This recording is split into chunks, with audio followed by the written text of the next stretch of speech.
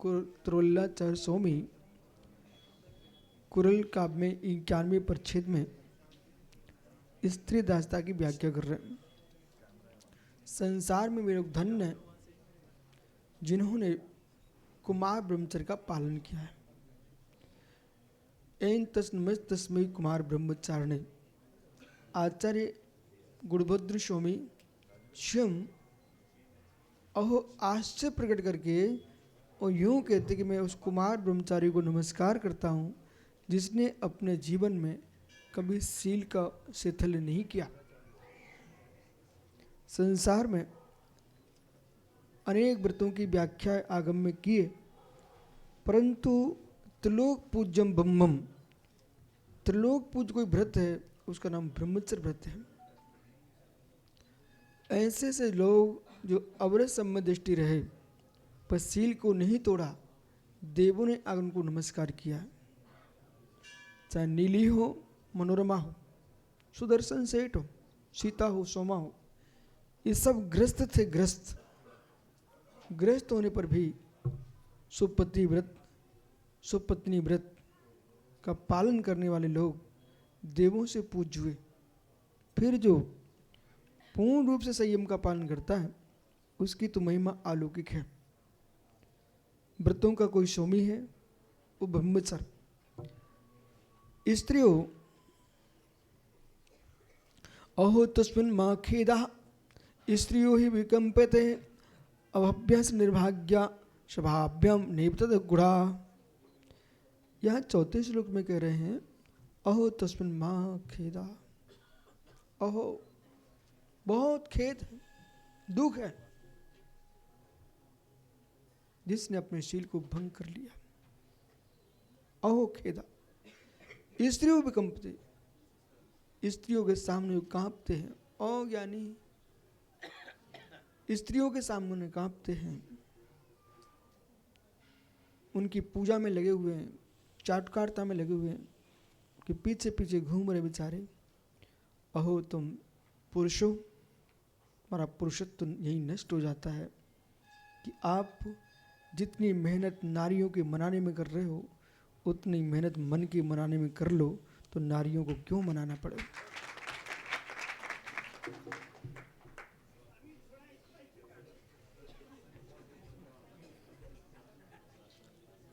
जितना चिंतन आपने ये किया अमुक स्त्री मुझे प्राप्त हो जाए, उसके लिए तुमने कितने छल कपट किए, कितना चिंतन किया। भोजन चल रहा था तब भी वही मस्तिष्क में घूम रही थी, पानी पी रहे तब भी मस्तिष्क में वही स्त्री घूम रही थी।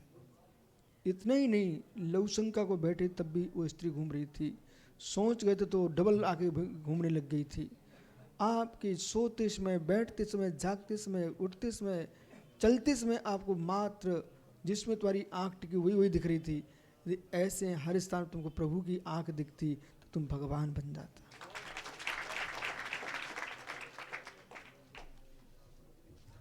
जितनी प्रीति तुम्हें स्त्री के प्रति है, स्त्री के प्रेम में न नींद आती न भोजन लगता आपको अच्छा, इतनी आस्था भगवान के प्रति कहाँ हुई।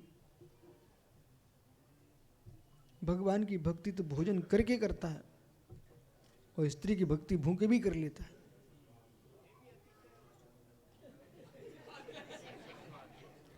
हाँ, ये अच्छा है, चमत्कार है आप जैसे पागल लोगों के लिए।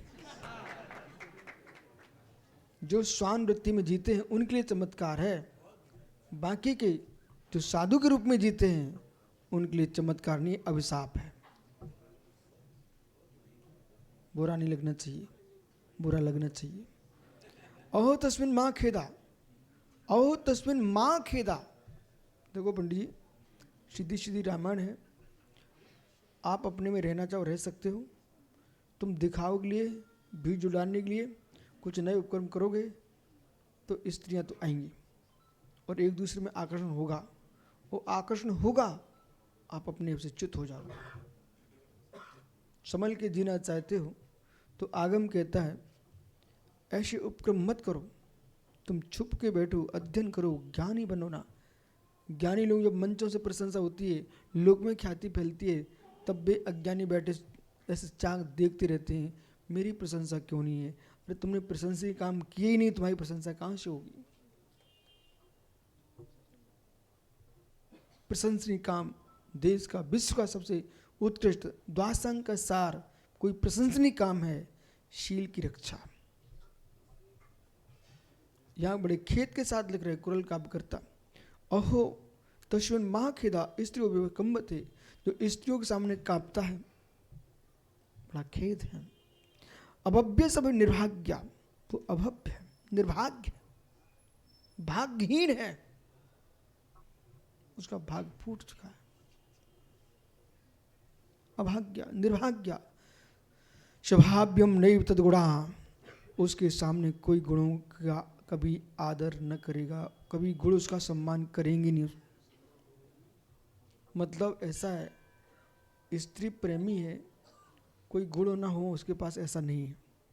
विश्वास मानिए, पंडित हो सकता है, सूर हो सकता है, सुबट हो सकता है, शास्त्री हो सकता है, ग्रंथों का सृजेता हो सकता है, वाक्पटु हो सकता है, लेकिन स्त्री प्रेमी है, उसके पीछे सज्जन लोग उसके शेष गुणों की प्रशंसा करने में घबराते हैं। मुझे मालूम नहीं था पंडित किसमें कितने गुण भरे हुए हैं, लेकिन एक महान अवगुण है, इसके पीछे बड़ी बड़ी देश में घटना घटती हैं। आपकी झिलमिली में भी घटना घटी थी, और आप और आपके ऋषभ पंडित बार बार हमसे कह रहे थे, गुरुजी मंच से आप बोलो, मंच से आप बोलो। याद करो, जब झिलमिली में पंचमेला चल रहा था, कोई घटना घटी थी गिरनार में, ठीक है, आप बार बार हमसे बात कर रहे थे, आप बोलो। मैंने कहा नहीं, एक घटना घटी थी तजारा के पास, तब भी आप बोले बोलो। मैंने कहा नहीं। बोले क्यों? जब तक निर्णय नहीं होगा। मैं नहीं बोला, बाद में आपको निर्णय हो चुका था। इसलिए साधुजन शीघ्र प्रभावित नहीं होते। मेरे पास कोई कहता पुस्तक को आशीर्वाद ले, मैं कहता पहले पुस्तक भेजो। एक व्यक्ति ने पुस्तक लिखी महात्मा जी, और छपी 1997 में, हम थे दुर्ग में, मंत्र साधना की पुस्तक लिखी। उसमें मांस और जीवों के पिंड की व्याख्या कर दी। हमने भेजा समाचार, तुम जैन साधु हो, भले कहीं लिखा हो, लेकिन ये देखो आप क्या कर रहे हो। एक पत्रिका छपती थी पपोरा से, एक ब्रह्मचारी की, उस पत्रिका में अंडे का प्रचार, लहसुन प्याज का प्रचार। हमने नहीं, हमने उनको बुलाया, ये क्या है? बोले वो किसने छप, नहीं तुम्हारी पत्रिका है। एक पुस्तक लिख दी बेनाडी जी की तरफ से, उसमें रक्तदान को अभयदान में रख दिया। हमने कहा नहीं, हमने हटवाया हो। आपके घर की बात हो सकती है। श्वेतांबर परंपरा में भगवान महावीर स्वामी को अतिसार नाम का रोग हुआ, ठीक है, पेचिस। तो कापोत का उपचार किया गया। डॉक्टर झसा यानी मछली, कापोत यानी कबूतर। तो अंत में चलते चलते तुलसी जी ने उसको बदलवाया, क्योंकि लोग ये मत सोचो मैं यहाँ बोल रहा हूँ यहीं के लिए है, बाहर बात जाती है तो तुम्हारे ग्रंथ भी लोग पढ़ते हैं। तब तुलसी जी ने उसको हटवाया, बोले भाई ये वनस्पति के नाम से डाल दो, ठीक है। तो प्रश्न है ना, आपने कोई पुस्तक छपाने की भड़ास है तुम्हारे अंदर, तुमने एक अक्षर नहीं लिखा, वहाँ की नकल पट्टी उनसे बोल दी, जाओ अवतार तुम इसमें छाप दो, उससे बोल दिया कन्नू तुम इतना मैटर उसमें जोड़ देना, और उसने तो सीधा उठाया और जोड़ दिया। पुस्तक नाम तुम्हारे नाम से छपी है, ऐसी पुस्तकें छप रही लोगों की, तो उसमें वो चला जाता है। तुम देख रहे हो, तुम्हें फुर्सत कहाँ है तुमको मंचो से माला से, समझ रहे ना। तो कुछ ऐसे विषय हैं, मुनिराजों को बहुत सारी मर्यादा में जीना है। ऐसा नहीं तुम कोई औषध शास्त्र लिख रहे हो, तुम वनस्पति में हाथ लगाए हो, अब ये फोटो तो खींच जाएंगे, लेकिन साधु लोग कहेंगे, सज्जन लोग बोले हैं क्या ये, क्योंकि आप लोगों ने नियम लिए दीक्षा के समय, षट काय जीव की हिंसा का त्याग हो चुका आपका। आप दियसलाई नहीं जला सकते, ध्यान रखना। टॉर्च भी नहीं जला सकते हो, पंखा कूलर नहीं खोल सकते हो। कोई दवाइयाँ जानते भी हो तब भी मौन रखना पड़ेगा। औषध जानते हो, आपको मालूम है एक अकौआ की जड़ से लाख बीमारी ठीक होती है, तंत्र मंत्र सबकी सिद्धि होती है। और यदि आपने बता दिया तो अकौआ तोड़ने जाएगा, उखाड़ने जाएगा, ठीक है ना। तो आपके लिए स्थावर हिंसा का दोष लगेगा, समझ रहे ना। तो विद्या को सीखना और पचाना ये बहुत कठिन है।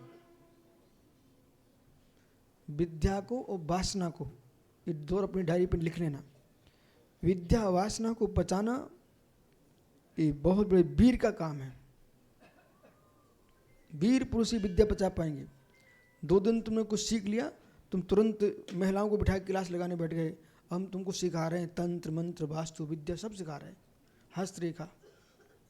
तुमको गुरु ने इसलिए नहीं पढ़ाया था कि तुम ये व्यापार करना, ठीक है। तो कुछ ऐसे विषय अब वास्तु सिखा रहे हैं, इससे तुम्हारा मोक्ष मार्ग का क्या प्रयोजन है? ख्याति लाभ पूजा मात्र। मोक्ष मार्ग में वास्तु का कोई प्रयोजन नहीं है,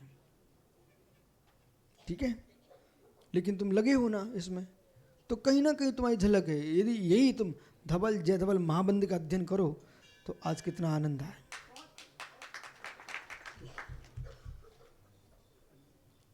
इसलिए बालकों, अब तुम्हारा प्रारंभ से अभ्यास होगा और जैसा हम कहेंगे उतना वो पढ़ना है, ठीक है।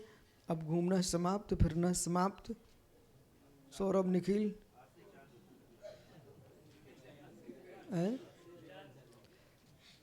जयेंद्र, जितेंद्र, जयंत, सागर जी, अब पूरी यात्रा हो चुकी है। अब मात्र आत्म यात्रा करना है, सारी यात्राएं समाप्त। और सुनो, अंतिम कार्यक्रम जो तुम्हारा अभी तक था वो हो चुका। अब जब तक हम ऊपर जा रहे हैं तब तक थाली खाली करके और फिर चलो, ठीक है। अब तुम्हारे सब कोई माता पिता हैं, जो सामने आए सबको देते जाओ। नमो रिंता नमुस्ता नमो रिनु सौ सावड़।